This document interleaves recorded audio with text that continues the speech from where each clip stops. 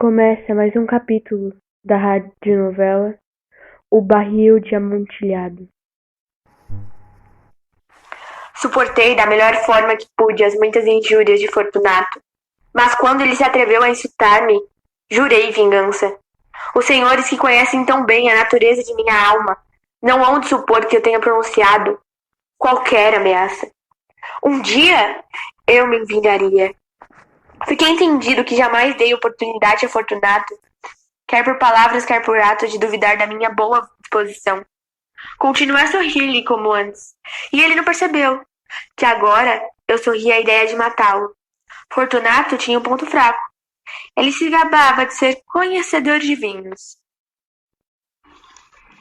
Foi no entardecer, durante a suprema loucura da estação carnavalesca, que Vitória encontrou seu amigo. Fortunato o saudou com excessiva cordialidade. Ele havia estado a beber copiosamente. Fantasiado de palhaço, trazia um traje muito justo, de listas, e a cabeça coberta por um chapéu cônico cheio de guizos. Vitório ficou tão encantado em vê-lo que quase lhe quebrou a mão. Ele disse: Meu caro Fortunato, que sorte encontrá-lo! Você parece estar admiravelmente bem. Mas recebi um barril de vinho que passa por Amontilhado e tenho minhas dúvidas. Como? Amontilado? Um barril? Impossível. E no meio do carnaval? Tenho minhas dúvidas. E fui tolo a ponto de pagar por ele, sem o consultar primeiro. Mas é que não consegui encontrá-lo, e fiquei com medo de perder um bom negócio. Amontilado? Tenho minhas dúvidas. Amontilado? Eu quero esclarecê-las. Amontilado? Caso você tenha algum compromisso, vou procurar Luxes. Se existe alguém com senso crítico, é ele. Ele me dirá. Venha, vamos lá. Para onde? Para seus porões. Não, meu amigo, não quero abusar da sua boa vontade. Percebo que você tem compromisso. Luxes? Não tenho nenhum compromisso. Vamos. Não, meu amigo, não é pelo compromisso, mas porque vejo estar você severamente resfriado. A adega é insuportavelmente úmida. Está cheia de incrustações de salitre. Vamos lá. Mesmo assim, o resfriado não é nada. Amontilado, você foi enganado. Enquanto a Luxes, ele não consegue distinguir xerez de amontilado. Assim falando, Fortunato agarrou o braço de Vitório, colocando sobre o rosto uma máscara de seda e envolvendo Vitório numa roquelaire, e apressou a guiá-lo pelo palácio. Não havia criados na casa, tinham ido se divertir. Vitório disse a eles que não voltaria senão de manhã, e tinha-lhes dado ordens explícitas de não se ausentarem da casa. Tais ordens eram suficientes, sabia-o bem, para fazê-los desaparecer de imediato. Tirando 2 tochas de meus suportes e entregando uma a Fortunato, guiei-o através de várias séries de quartos, até o arco que levava à adega subterrânea. Desci uma longa e sinuosa escada, pedindo a Fortunato que tivesse cuidado. Ao acompanhar-me, chegamos por fim ao pé da escada e paramos por um instante sobre o chão úmido das catacumbas de Montresor. O modo de andar de meu amigo não era firme, e os guizos de seu chapéu tintavam a cada passo. O barril? Está logo adiante, mas observe o fino rendilhado que brilha nas paredes desta câmara. Fortunato se virou para Vitório e olhou nos olhos com as 2 órbitas opacas que destilhavam-se a realme embriaguez. Salitre? Salitre, há quanto tempo você está com essa tosse?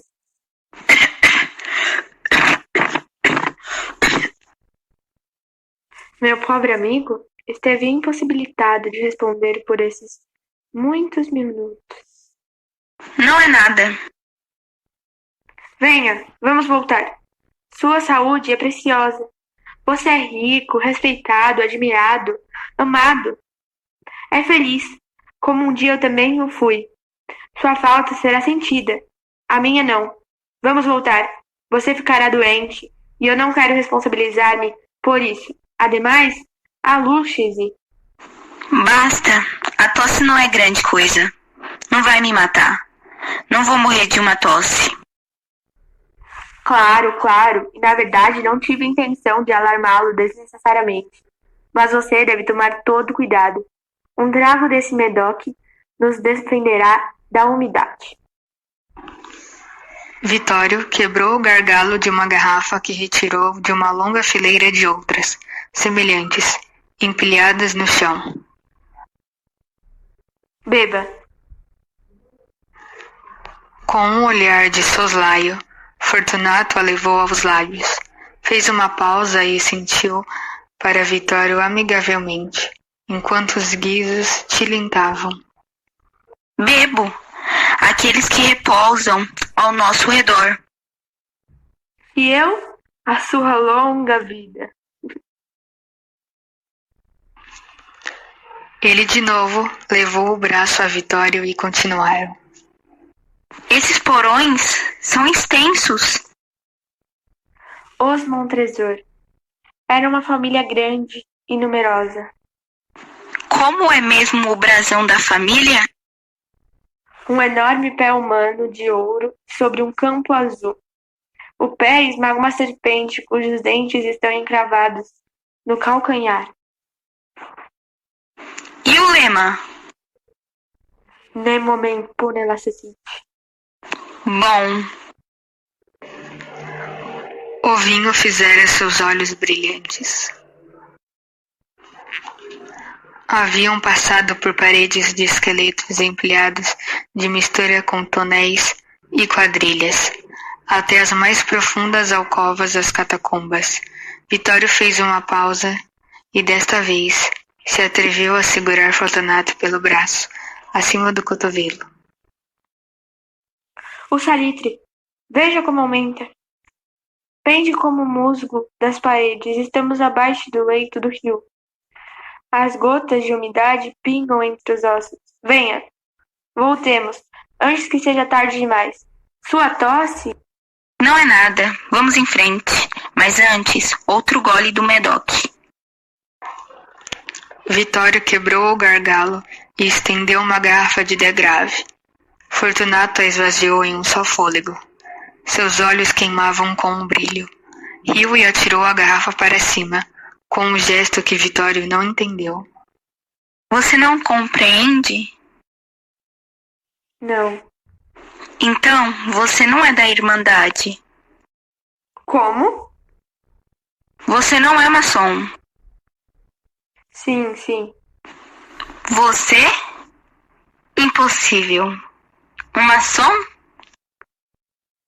Um maçom. Um sinal. Um sinal. Ei-lo. Extraindo uma colher de pedreiro de sobre as pregas da roquelaire de Vitória. Seu galhofeiro. Mas vamos prosseguir até o amontilado. Assim seja. Disse, guardando a ferramenta sobre a capa. E de novo, ele ofereceu seu braço. Fortunato se apoiou sobre ele pesadamente. Continuaram um caminho, à procura do amontilado. Passaram por uma série de arcos baixos. Desceram, prosseguiram e desceram novamente. Chegaram a uma cripta profunda, cujo ar confinado enfraquecia a chama de suas tochas. Na extremidade mais afastada dessa cripta havia outra, menos espaçosa. Suas paredes estavam ocultas por uma pilha de despojos humanos que subia até a abóbora, à maneira das grandes catacumbas de Paris. 3 lados da cripta interior estavam assim ornamentados. No quarto, os ossos haviam sido derrubados no chão e jaziam promiscuamente. Fortunato, em certo ponto, um monte de uma certa altura. Na parede, exposta pela remoção dos ossos, perceberam ainda mais uma alcova, de pouco mais de 1 metro de profundidade, uns 90 centímetros de largura e cerca de 2 metros de altura. Parecia não ter sido construída para qualquer fim especial, e sim originada meramente no intervalo entre duas das colossais colunas que suportavam o teto da catacumba, sendo seu fundo uma das paredes circunscritas, de sólido granito. Foi em vão que, erguendo a tocha de luz mortiça, Fortunato tentou esquadrilhar as profundezas da alcova. O fraco clarão não permitia a eles verem o fundo. Continue. Aí dentro está o amontoado. Quanto luxo existe. Ele é um ignorante. Parou, estupidamente surpreso. Um momento depois, Vitório já o tinha algemado ao granito. Soldados a este, havia 2 grampos de ferro distantes 60 centímetros um do outro, em sentido horizontal. De um deles prendia uma corrente curta, do outro um cadeado. Enrolados aos grilhões ao redor de seu pulso, Vitório o algemou em poucos segundos.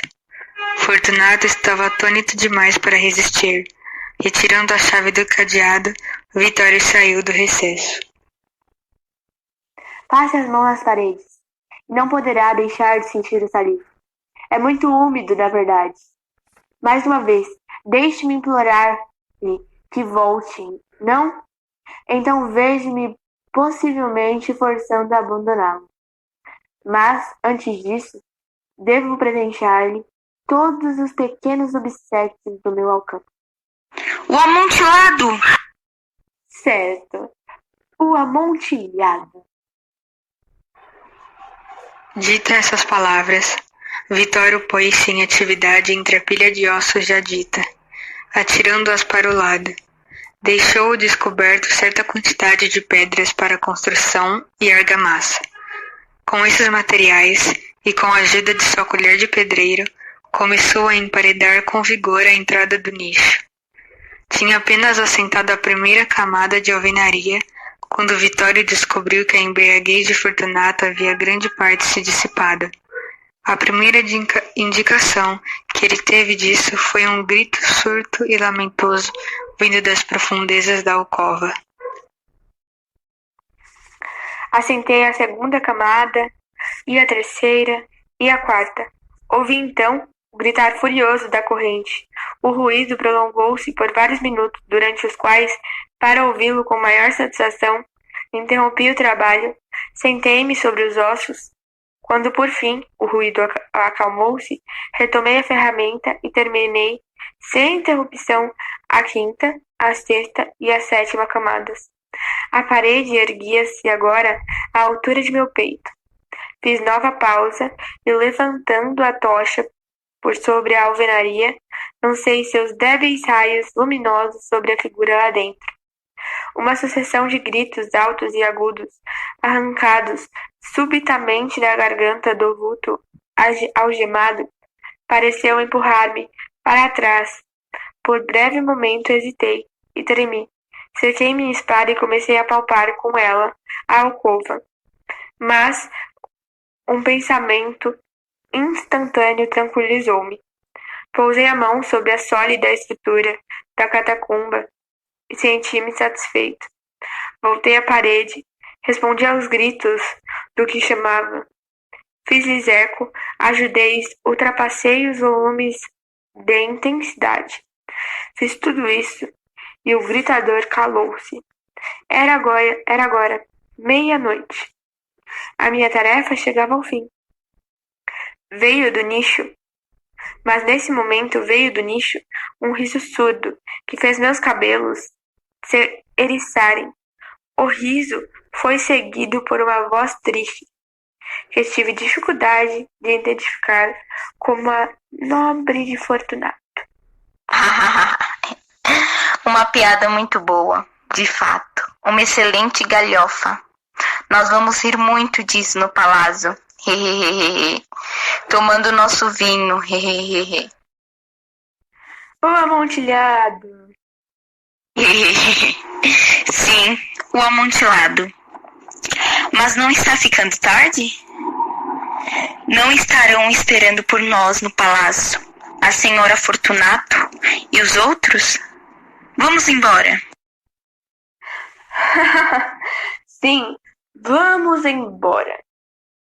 Pelo amor de Deus, Monterso. Sim, pelo amor de Deus. Mas esperei em vão por respostas a essas palavras. Impacientei-me, chamei alto. Fortunato! Nenhuma resposta. Chamei de novo. Fortunato! Nenhuma resposta. Ainda enfiei uma tocha pela abertura que restaura e deixei-a cair dentro do recesso. De volta, ouvi-se apenas um tilintar de guizos. Eu já estava nauseando pela umidade das catacumbas. Apressei-me a terminar o trabalho. Forcei a última pedra até assentá-la no lugar certo e cimentei-a contra a alvenaria, recém-terminada. Repilhei o velho monte de ossos há meio século que mortal alguns os perturba. Um passé requisquet.